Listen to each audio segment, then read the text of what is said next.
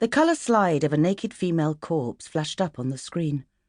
The girl was about 17, with long blonde hair trailing over her white shoulders. She had once been very pretty.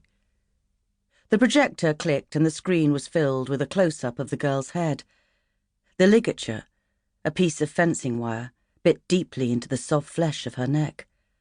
Her once pretty blue eyes were swollen, blood-filled, bulging blindly towards the sky. Her tongue protruded like a fat purple worm. The audience in the darkened lecture hall didn't stir. Trained not to display emotion and hardened by experience, the homicide officers, police medical teams and pathology scientists sat in silent rows, enduring the grisly peep show. Hardened or not, experienced or otherwise, some stomachs churned. A few of the younger men felt faint, nauseous, or both. The voice of the lecturer didn't help. Jake Hunter went remorselessly on, the catalogue of human depravity and perversion made even more chilling by his educated Boston drawl. So far, apart from a recent case in the United States, known serial killers have all been male, almost all white, often unusually intelligent or extremely cunning. Most victims are female, usually young women whose death, as you see here, is frequently accompanied by violent sexual assault. Invariably, there is evidence of torture and mutilation. A number of cases have involved homosexuals. Another slide flashed up, a full-face close-up of a swarthy, dark-haired, unshaven man with piercing, crazed eyes separated by a bony blade of nose. His thin, veined neck was cut off by a 9-digit mugshot ident code.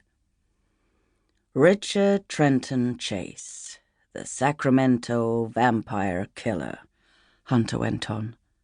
Arrested for 7 murders. The slide changed. Note his handwriting, taken from a scrawled message left at the scene of one of his crimes. Catch me before I kill more. I cannot control myself.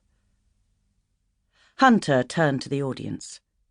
He was of medium height, with an athletic build that filled out his expensively tailored tweed suit.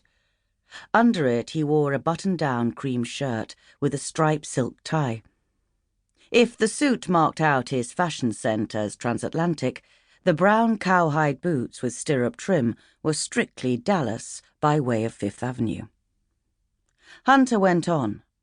Later I'll come back to the clues the handwriting gave us as an insight to the killer's personality.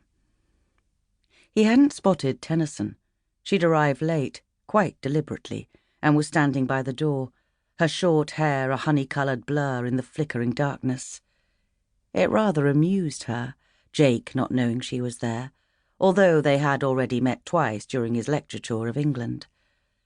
Observing him secretly in the reflected glow of the screen gave her a tiny flutter of excitement, part nerves, part sexual danger.